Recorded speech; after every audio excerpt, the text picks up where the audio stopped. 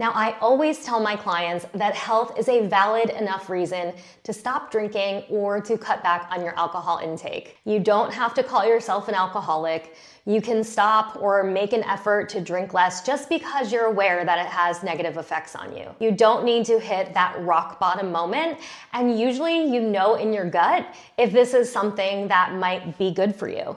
If you kind of feel that urge or that interest saying, maybe this is something I should try, then I think that's a valid enough reason to give it a try.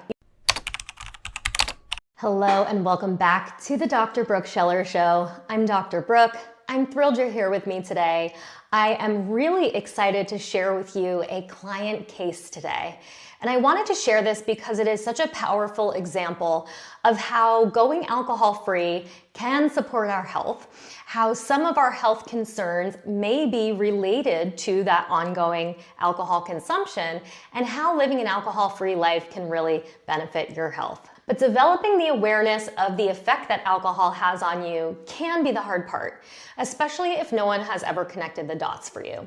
So today I want to cover a client case of Kay, and I want to walk you through this scenario of how going alcohol-free helped to solve her health issues. Now, Kay had come to me very early in her alcohol-free journey. She was just a few weeks alcohol-free, and she was motivated to stay away from alcohol because she knew it was making her feel worse. She knew that it was contributing to low energy, making her feel sluggish, making her feel moody. She was experiencing a few health issues in addition to wanting to quit, which is why she sought out working with me. Her biggest issue was IBS, short for irritable bowel syndrome. But nothing that the doctors offered her ever provided much relief, let alone any long-term relief. She thought she was destined to have to be near a bathroom at all times. And in addition to this, she was struggling with weight loss. She was exercising frequently, 5 or 6 days a week, and needless to say, she was frustrated.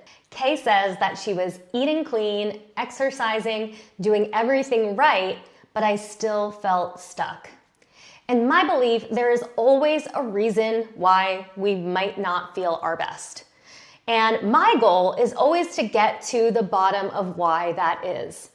IBS is simply a description of symptoms, but it doesn't actually do anything to tell us why the bowels are off. It doesn't actually tell us what's going on in the system that is contributing, and it doesn't really provide a true or long-term solution to resolving it. So we did with Kay what I do with many of my clients. We ran a series of tests, including gut health testing, nutrient deficiency screening, and blood work. And this was all to learn more about what was going on internally in her inner body. This helps me get into the mystery work. Now, this is my favorite part, digging into what's actually going on. And with Kay, we found nutrient deficiencies that were influencing her digestion, her mood, her hormone regulation. We found imbalances in her gut that needed some support. And we found some very specific areas of the body to target with dietary changes and supplementation. Kay says, when I found Dr. Brooke, it was like everything clicked. Her approach connected the dots: alcohol, gut health, hormones, and nutrition. So we put together a plan for her based on her labs, her results, and her personalized body. We made shifts to how she was eating to ensure that she was getting enough protein. We optimized her sugar and carbohydrate intake. We decided to cut out gluten based on an indication in her gut testing that showed that she was having a mild inflammatory response to gluten. She wasn't diagnosed with celiac disease, but she did have this low-grade immune response within her gut. We stopped her over-reliance on caffeine and energy drinks, and this was a big thing that she struggled with in coming in. She really struggled in the morning with energy and was taking in a lot of energy drinks to combat that. Now, one really interesting piece about this is that the energy drinks she was consuming contained a high amount of B12. B12 is one of our most important B vitamins for supporting energy production.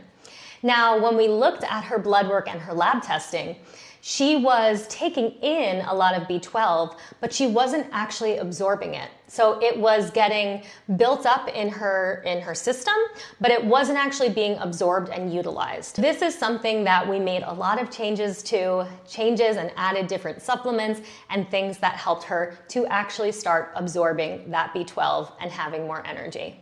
We utilized a custom protocol of supplements to help rebalance what was out of whack. And here's what Kay had to say. Within a few months, my digestion improved dramatically, the weight started coming off, and I felt more grounded than I have in years.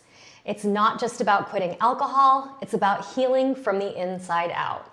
And that's what I like to do. I like to take this dual approach in supporting you in being and staying alcohol-free while helping to resolve your other health issues. And now, Kay is over 1 year alcohol-free. She no longer has any signs of digestive upset, and she continues to take a supplement that she knows helps to keep her digestion regulated.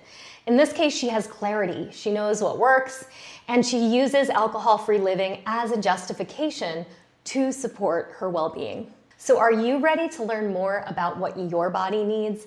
If you want more details on doing a deeper dive with me, more details are in the show notes. Now, don't forget to like and subscribe, and maybe share this with someone who you think could benefit from hearing about Kay's case. And please consider becoming a paid subscriber. We have an upcoming post this week with my gut-brain food plan that you won't want to miss. I'll see you next time on the Dr. Brooke Scheller Show, and I hope you have a great week.